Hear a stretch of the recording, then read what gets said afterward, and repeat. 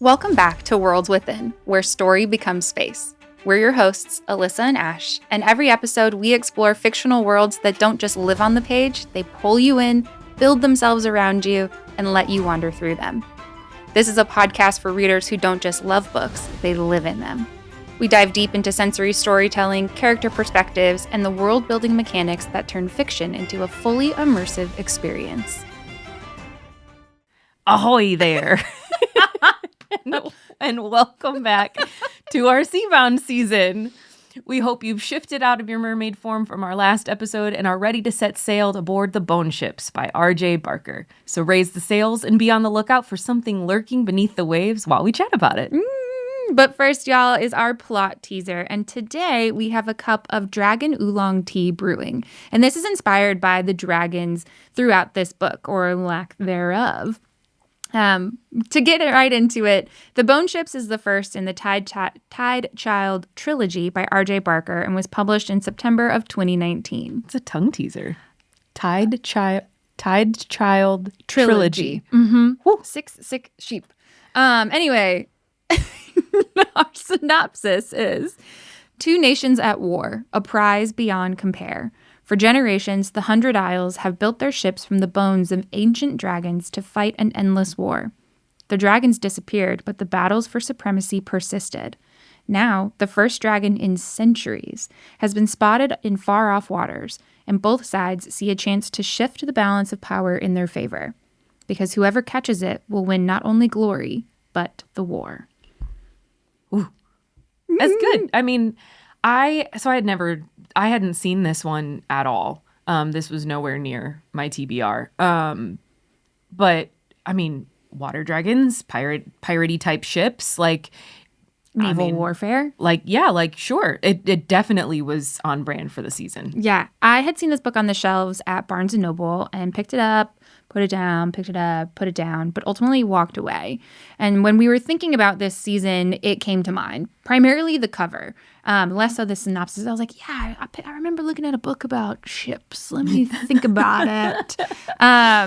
But the synopsis hooked me when I revisited this one, when I ultimately refound the book. And I was definitely curious to read this style of fantasy because it's much more epic and high fantasy than some of the other ones that we've read. But yeah, otherwise, I was interested and curious, but maybe wasn't initially on my TBR. Yeah. So what were your first impressions? Okay, wow. My first impressions were this world is incredibly complex and intricate. But once I got into it, I remained pretty interested, but it did take a little bit of time because Barker just kind of throws you in. This is not quite what I expected, but I really liked it. I enjoyed some of the characters, and I'm curious to keep reading this trilogy, but the world here is just so unlike anything that I've read before. I needed to pause frequently and think about, like, okay, how am I going to outline this episode? Like, what are the key points we're going to talk about here, which, I don't know, both contributed and took away from my experience. Okay. I would just like to disclaimer first that my first impressions of this book should not deter people from reading this book. Right. I do think that, like, and we'll talk about this more in the rest of the episode, this is a very well-written book. Completely. It is a very, objectively, it is a good book. Unfortunately, it just wasn't for me. And it's okay. And that's okay. You don't have to like every book. I don't have to like every book that I read in general or that we do on this pod. Again, it can objectively be a good book and I don't have to like it. Yeah. So I really struggled with this one. I couldn't get hooked. And I'm like sitting there and I'm like, wow, this sensory description is very, very good. Like this world building mechanic is great. But you don't care. But I don't care. Yeah. And it was really sad because I really wanted to like this book because it was objectively good. Yeah. Well, that's okay. Well, maybe let's talk about the world and the folks in it and where you felt connected versus where you felt disconnected. I think it's a great idea. So first up, our characters here. I've only focused on two in our outline. We have quite the cast of characters because we are aboard and offboard of various ships, and ships come with crews. I haven't named all of them, but there are many. Our main character here is Joran Twiner, and this is entirely his point of view. He is a young captain of a ship called the Tide Child, and we open up this book with him trying to drink himself to death. He's naive, he's gentle, but he is seeking some direction and leadership. He learns really quickly and does adapt to the leadership once Mies, the next character we'll talk about, takes over. And Joran's experience is really colored by grief. He has lost his father, and we learn later that he has been banished to the Tide Child, which is a black-bone ship, or kind of like a prison-ish ship, because of how he has reacted to his father's death. What are your thoughts about Joran? I think I really felt for him, truly, because he's so conflicted the whole book. And the fact that he feels that he's disappointed his father, and also he wants to do his father proud but doesn't know how, and is just trying to, as you said, drink himself to death and join his father. And then he spends a lot of time resisting Mais's control, because he finds that one little source of pride of whether I earned this or not, this is the only thing I have left, is that I am the shipwife. Yeah. And now you're taking that from me, and what do I have left then? Yeah, who am I if But not then this? he learns, like you said, he's seeking for direction and leadership, and he learns so much under her and grows, and his growth is really, really beautifully done. And I think there's more to Joran than we know in the first book. We get these foreshadowing moments from other characters about Joran's greater connection to some of the creatures and the ecology of this world that I am so curious to learn more about. But keeping to just the bone ships, that's just hinted at, and not necessarily built upon. Well, and I had this as a note. There's not a lot of magic in this world. This is a very real world. But there is so much of him that hints at a greater magic in the world that I'm interested for you to tell me. Okay. That's great. I'm interested for you to tell me what happens. And I will. Our second character here that is, she is moving the plot forward, is Mies Gilbrin. And she's known as Lucky Mies. She has a very interesting backstory, but she finds Joran and takes over his ship and his crew and says, I'm the shipwife now. I'm the captain now. I am the captain. I am the captain now. And you will fall in line, or you can get off. I don't care. But Mies is called Lucky Mies because she is the first burn to the 13th burn, who I guess is kind of the queen, we'll say. And in this world, if you are a first burn, and we'll talk more about that, you are sacrificed to the ships as a baby. But Mies survived that commitment ceremony and has been just a force to be reckoned with since. Yeah, she was a fascinating character. Yeah. And I will say, for as hard and dedicated as she is, the very first interaction we have with her is one of mercy. Because when she challenges Joran to take over his ship, she should and could have just killed him. Yeah.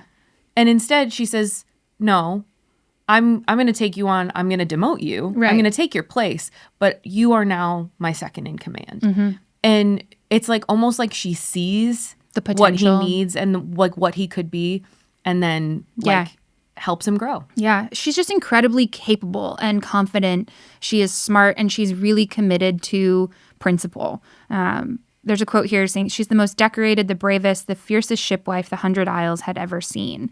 And then you're wondering, well, if that's true, why has she been sent to the Black Bone ship? Curious about Lucky Mies. But as I said earlier, she is really the one driving the plot forward. All right, we've got an understanding of who the main players on the board are. There is another character, but I've put them in the world as opposed to a character, but we'll get to them later. But let's talk about the world. All right. It's a pretty vast world. Oh my gosh, it's nuts. And it's just so, like I said, so unlike anything I've read before. But for as big as it is, I didn't have any trouble tracking the location, like the world. The physicality, no. The mythology, a little bit For of sure. challenge. But the physical location, we are primarily in the 100 Isles. And this is part of the kingdom, or one kingdom in this world, that is home to the Burn and the Burn caste. The Burn is like the higher class of individuals. And that status is determined by birth. You are considered Burn if the mother survives giving birth to you. And you are a child that is unmarked. So you don't have any limb differences, facial anomalies, et cetera, et cetera. If either of those things aren't true, like your mother passes while giving birth to you, or you are born with a limb difference, you are considered Burn caste. And the Burn caste live in poverty. They are the working class. And then the Burn continue to reproduce with what they call kept men.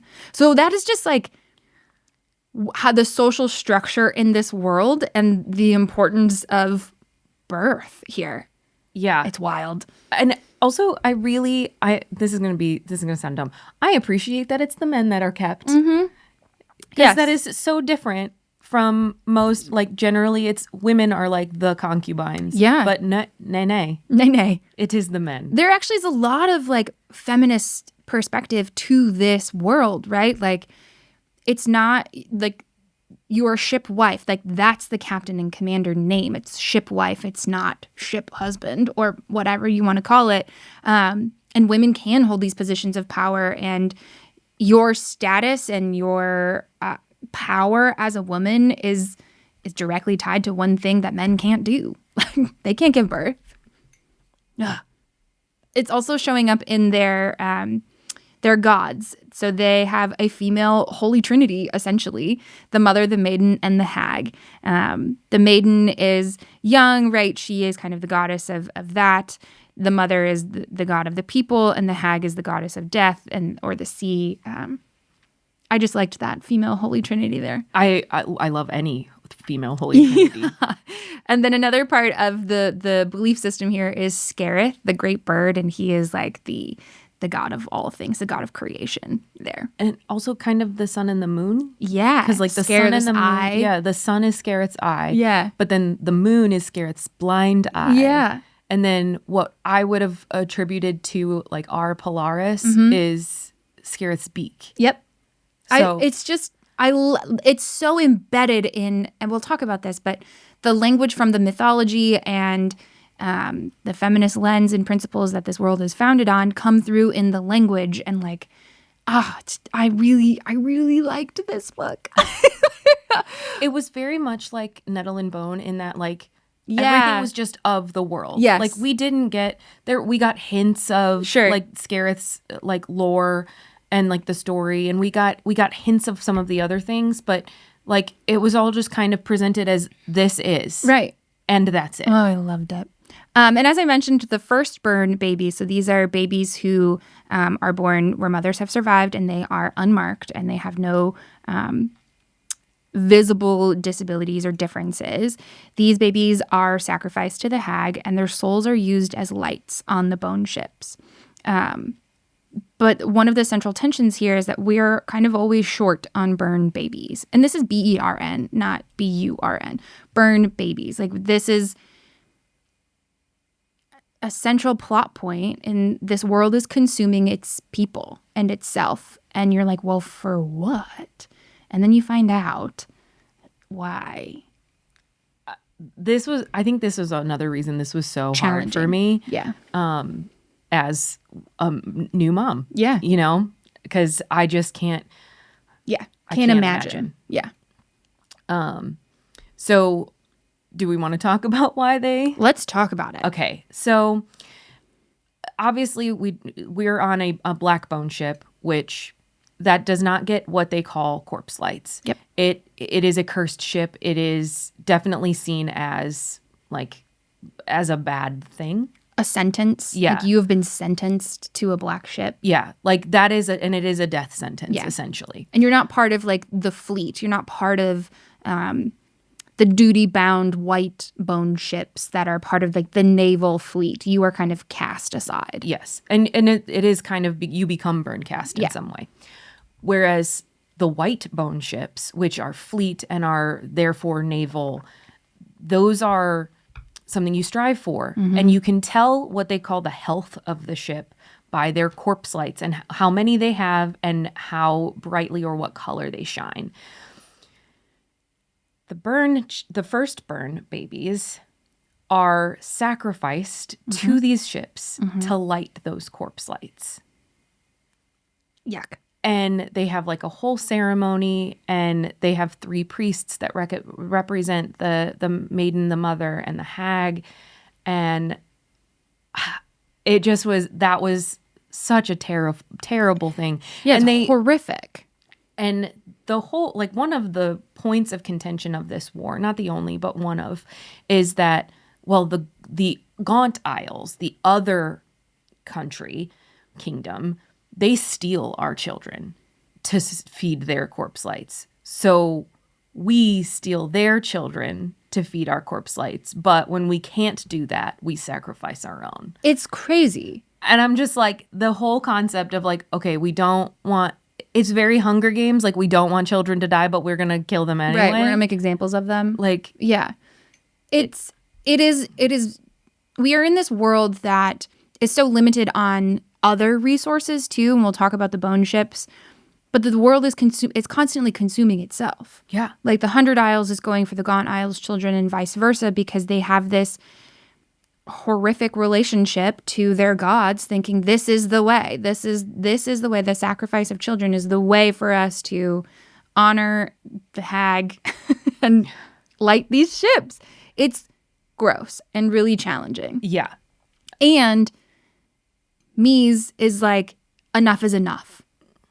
Enough is enough. We shouldn't be doing this to ourselves. We shouldn't be doing this to the Gaunt Isles. And that is part of the plot being driven forward. And we find out that is part of why she has been sentenced to a black ship. Correct. Because she was trying to do something about it. Right. Whew. Okay, everybody take a collective deep breath.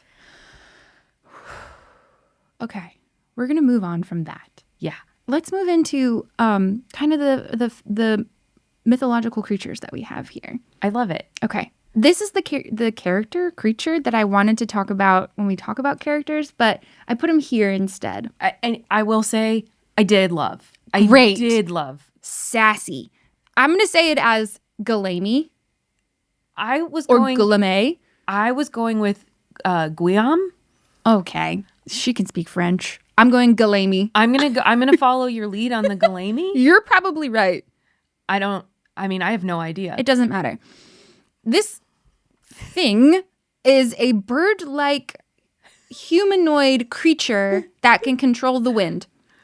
It is creepy and fascinating.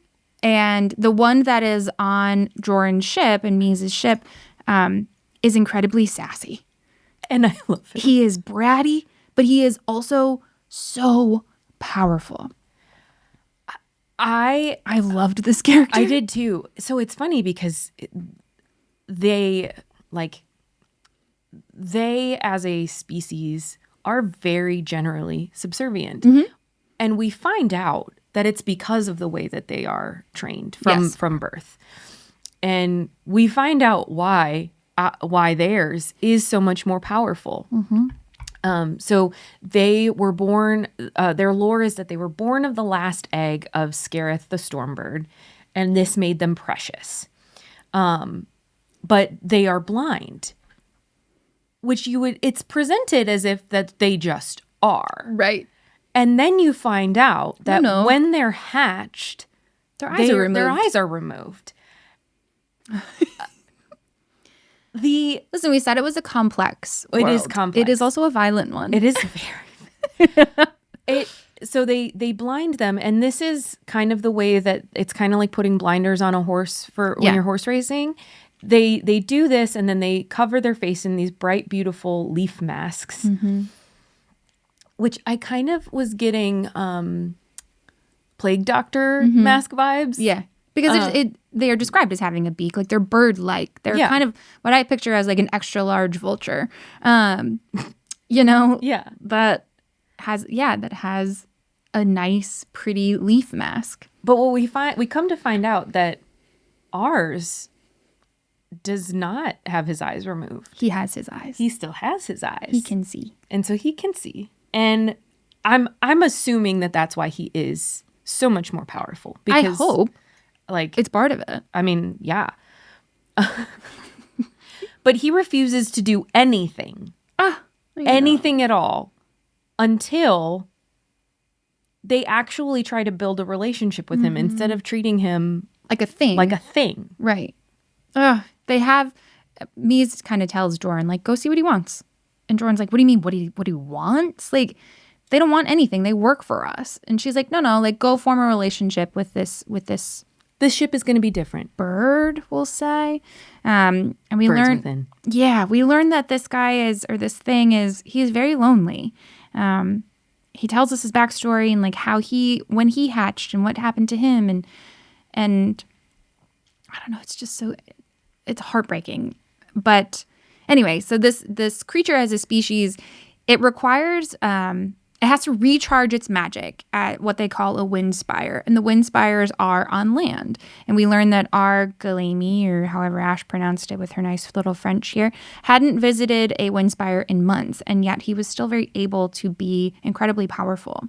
And if they don't visit these wind spires, they get wind sick, which is when their magic is depleted. And we witness that and what happens, kind of just to be teetering on death here, and Jorun really taking up responsibility to care for this creature in that moment and develop relationship with him. Yeah, the dedication that he shows when the Galemi, Guillaume, whatever he is it's sick. Probably Guillaume. Like, by all accounts, the Guillaume appears dead. Completely. Like, no breath, not eating, just like basically in a coma. And so he puts food, like pours food in its mouth and massages its neck so that it won't choke, and it'll like take the food and it gives it water. And something that becomes important-ish later on, he accidentally, because the teeth are very, very like it's a beak full of really, really sharp teeth. And they also have talons on rows of teeth. Talons and claws and ugh. This is pardon my language, this is badass bird, okay? Yeah. So he accidentally, like, while feeding him, cuts himself, and so like some of his blood gets into the Guillaume's mouth. That becomes important. Very important. There's also a hinted at relationship between the Guillaume and the Aracusian, which we'll talk about in a second, because the Guillaume keeps calling it his sea sither, and Sither is sister here. And they seem to communicate, and this hints at something mythological, or perhaps like they are both of the natural world here. And so is this more about the ecological connections between species of this world? It's just really interesting. Again, kind of hinted at in this book, and I'm sure will be explored further. But the Guillaume and the Aracusian communicate. Yeah. Which is really nice. Yeah. And it's so sweet because, like, when the Aracusian is, like, looking in just the Guillaume's window, and they're just, like, Jorun moves the Guillaume's neck so that he's facing out the window. And I can just imagine his little hidden eyes looking into the Aracusian's eyes. It's just sweet. But what's not sweet here are the creatures that live in the depths. We have some very graphic depictions of dangerous creatures like beakworms, which are gross teethed water worms. I just imagined like the sandworm. That's exactly it from Dune, but in the water. or long thresh, which are a type of like fish that again are just looking for bodies to eat, essentially. I imagined like a barracuda Yeah, or but like a swordfish, giant. but just like massive and Giant. lots and lots of teeth. They like describing teeth in this. Yeah. And then that brings us to our final fantastical mythological creature here. And central to this story is the Arachisian. This is the dragon upon which this world teeters, right? Like they have built their ships out of dragon bones. And this is unlike any dragon that I've ever read before. It is not tameable. It's not rideable. It is not a symbol of like power and dominance. It's not hoarding gold, but it feels so much more like alien and strange and distinctly other. It also like it doesn't seem aggressive. No. The only time we see it act in it with any kind of aggression is when it has been attacked. Yeah. And like so it's like it seems like it's a fairly peaceful creature, just like it's just swimming its way, just trying to I'm live just an its animal life. in the world. I'm not doing anything until you provoke me. But it is impossibly large. Like this is a Leviathan. Like it is And I think that's insane. I think that is a better descriptor. Yeah, like for sure. than dragon. Yeah. Just because like it's a water dragon, okay, like that's real, but like Leviathan Yes. feels so much more mythical and Yes. accurate. And giant. Oh my gosh. And that, I think, once we got a description of this Arachisian, they're also called a Kishon. Like, of the Kishon, it gave me, like, a better sense of size of the ships, too. I was like, oh, like, these ships are giant. But before we talk about the ships, the dragon is also able to color shift. It has branching horns and multiple eyes. It has fins and teeth the length of men. And its species has been extinct for thousands of years. And this is, again, back to that central thesis of this book of the world is consuming itself. So the 100 Isles and the Gaunt Isles are fighting not only over you're taking our kids, but we want your ships because our ships are made of bone and we have no more bones because we have no more dragons, but we're running out of ships because we keep fighting. So we need to take your ships so we can have your bones so we can build more ships so we can continue fighting. It's just like an Ouroboros war. Yeah. It's continuing to consume itself, which brings us to the bone ships. And as mentioned, these are ships made of dragon bones. I don't know, their size is determined based on how many ribs are a part of the bone. Like, oh, that's a 5-ribber, and which I loved because it's part of the world building. Like it's in the language. It's not like I thought that was really great. Agreed. And when they need to replace things, obviously they cannibalize other ships from enemies and things, but also they use verisk, which is a plant, and what was the one with the G? I can't remember it either. I cannot either. Gyan. I think Gyan. Gyan. So it's like leaves and bark and like stems of these plants, which are very, very versatile in this world. They do everything with it. It's their clothing, it's their canoes, they eat it.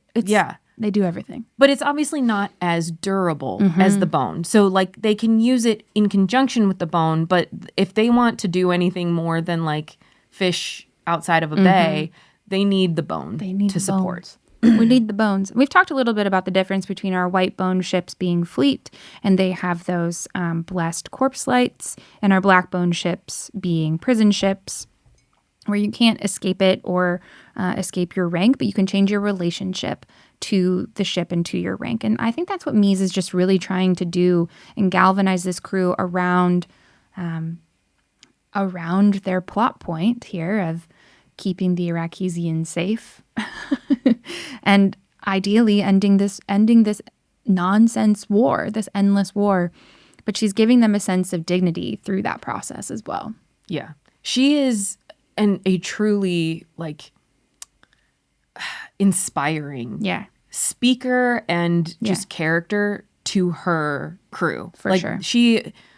seemingly very easily rallies. Like she just commands presence and therefore commands her crew. A true But she leader. does also respect her crew. Like she expects respect. She also gives it, and she allows them dignity, which most people do not feel or have on the Blackbone ships. Yep.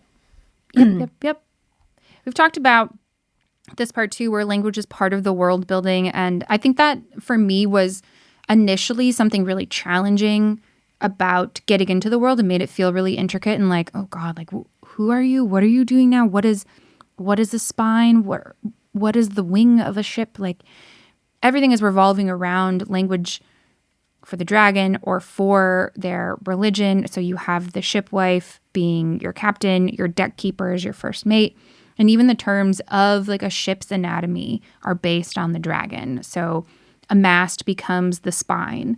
The sails become the wings of the ship. You have the beak of the ship. Like it's just so embedded in their language. I liked that, even if it was challenging to like catch up. But thank God for the glossary at Yeah. the back. So you had beak and rump for like prow and Back. I don't know. remember.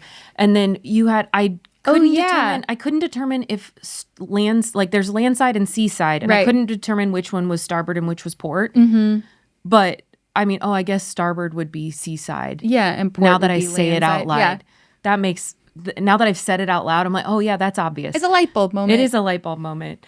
But it is like I think you texted me at one point and you were like, I have now realized that I have absolutely no idea how ships are made. No. Or what, like, and I realized that I actually have a deeper knowledge than I expected. Yeah. You're Of like, like, yeah, I know that. and I was like, okay, yeah, that all makes sense. But I mean, I'm again not knowledgeable by a long slide, but I just was like, oh, okay, like this, it made sense that it was something different but something familiar. Yep. Again, very well done. Yeah, and in the acknowledgments in the back, Barker even talks about like, I had to sacrifice a lot of like shipbuilding knowledge for the sake of story. So I hope I still did it justice. And in my mind, I'm like, that was with sacrifice. Like I feel like I learned so much about how ships are built of Keyshawn bone, but maybe not real ships. But it was really, I thought it was really helpful because we had read, in Wraith Beneath the Tides about their ship, but didn't get so much detail like we did here in the Bone ships about the anatomy of a ship.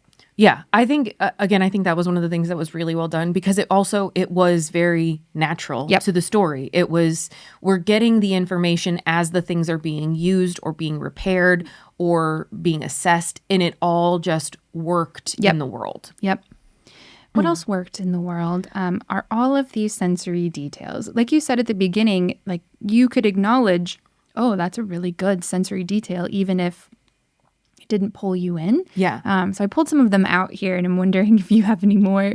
But a lot of them are smell related, I noticed in my notes. Yes. Like this scent of fish filled his nose and worked its way into his stomach, awakening the burgeoning nausea. Like, great. Cool. Thank you for that. Yeah. Love that. It was not the smell of death that drifted across the bay from the black ship, but the stink of life, carefree, chaotic, and unconcerned. Such a great, a great, dichotomy. Yes. To what the black ships represent. You have two in here that I did put in because they were like some of the few that were not smell related. I loved that the water laughed along the sides of the ship. I absolutely understand that sound, and I thought that was beautiful. Like, and again, we've talked in previous episodes about like personification. Yeah. And I thought that was just And so simple, right, but so perfectly descriptive. yes, it was beautiful. Yeah. And then lost in the hiss of the waves on the beach, eaten up by the sea as everything was destined to be. Oof. So, like, again, there's so much good about this book. Please don't let it not being for me stop you from giving it a shot if this kind of thing is more your jam. Because, like, it is a beautifully written book. I have recommended it to people already, especially those I know that read high fantasy. There's another quote here about the heat below deck. And it says, the heat down here was a different set, more oppressive, more solid. It had substance. Where the heat above was dry and stark, this was moist and enveloping. It sucked you in, stole your breath. And we are on we're recording just on the brink of summer getting started here in the Southeast. And I know that this moist, enveloping heat is coming and will steal my breath. Absolutely. And I will hate it. Yeah. We're so close. Ugh, I hate it. We're also really close to the end of this episode. So crazy how that works. So before we go, let's talk about our portal moments where we felt the story was the biggest or where we were the most immersed, where the world felt the realest. So do you want to go first? Sure. Okay. So I was torn between two moments. Obviously, I acknowledged earlier there were some hard moments for me in this book regarding the first burn, and that was a really challenging moment. Was when they're like taking this baby from the mother, and I emotionally that was a very challenging moment, and I won't go into it too much more than that. Other than that was rough. Other than trigger warning. Yeah. But where I felt more positively immersed in the world, when they are on the little island trying to take the tower from the raiders, and the Guillaume's at the Windspire, and they have found this cave system. Walking into that cave, if you don't know, Tennessee has the largest network of caves in the entire country. And they're everywhere. And I have been into many in this area. And both been into many of them and in too many caves. That's also true. That is also true. But the stark difference of the humid, salty, briny air, and then stepping into out of the sunlight and into the dark, damp cave, the smells are different, and the sounds are different, and that temperature difference, that you can go from that hot, sticky, humid to this cool, damp.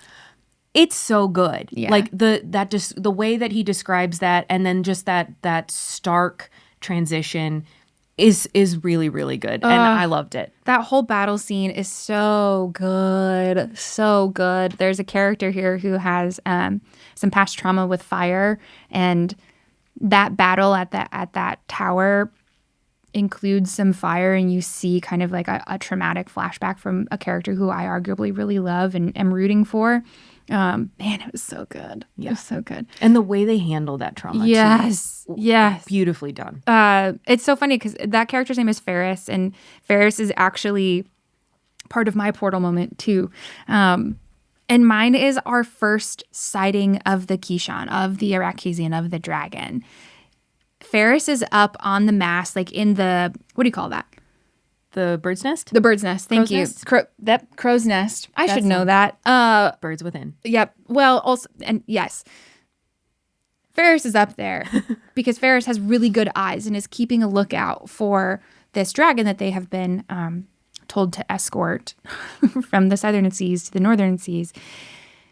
And Ferris calls out from the crow's nest, Kishan rising, and it's written in all caps, and my heart leapt. I was like, oh, it's here. It's finally here. And this is just the scale of this thing and the beauty of it and this sense of awe that everybody has. This is a creature that has been extinct for centuries. They haven't seen it.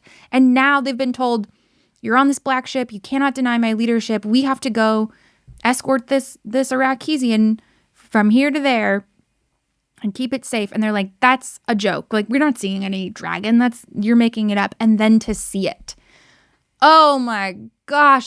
It's just incredible. And in that moment, then this is where we see the dragon kind of help them in a battle, which is also very good. But the quote I pulled out here was, and it rose, and the ocean split above it, rolling off of it like layers of dead skin to reveal something new and amazing. Because that is the feeling I had in that moment of holy shit, it's here. And I just, y'all. As soon as Ash finished the book, I texted her in all caps, just Keyshawn Rising. And my husband will attest that it's like a vocal stim. I just keep saying it because I just keep thinking about that moment of that payoff for this crew and for the plot and for the world and like what this means. Anyway, okay. I'm waxing poetic about a dragon. I mean, understood. Shocking. I was going to say. Okay, before we wrap, anything else? No, I think we've done this one justice. Awesome. Well, that is a wrap on Worlds Within, where story becomes space. Before we go, let's give the Bone Ships our immersion rating of 1 to 10 portals. Okay, so this is hard because I was... That's what she said. But I'm going to give it a 7 out of 10. Because, that's higher than I thought you would give it. And here's why. The reasons I didn't like it were on like vibes, you know, like I just couldn't, I don't know. I can't even quantify why I didn't like it and why I struggled with it. It's just not for me. And that's okay. But the sensory storytelling was so good and the world building was so good.